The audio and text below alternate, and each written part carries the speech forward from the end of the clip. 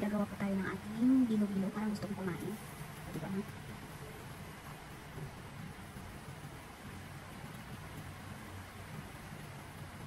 Habang may time ako ngayon, so makagawa na rin ng aking bilo-bilo.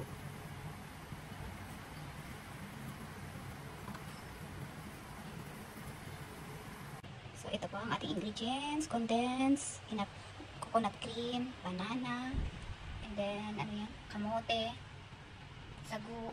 Of course, ito ang pinaka-main na yan. Dinamihan ko na kasi gusto ko yan, yung mga bilog-bilog na yan. Una, ilagay muna natin ang ating kamote. Ayan, unahin ko muna yan kasi yan ang matagal na naluluto. Ayan.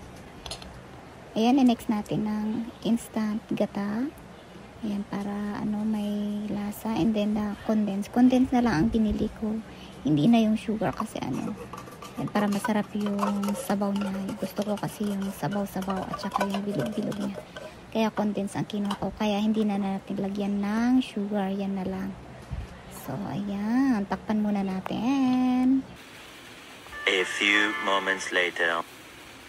So, ayan. I-check na natin kung luto na yung ano, kamote para ilagay na natin yung mga ibang ingredients. Ayan. Then, pwede na. Ilagay na natin ang ating bilo-bilo. Ayan, yung nabilog-bilog. Ayan.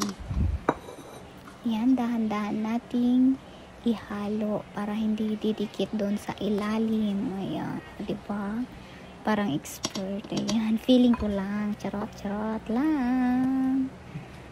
Ayan, pwede na atang ihalo na natin yung saging.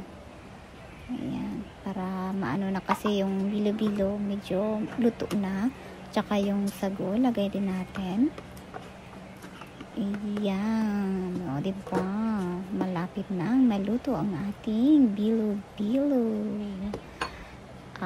So, ayan. Ito na po ang ating bilo-bilo. It's time to eat now.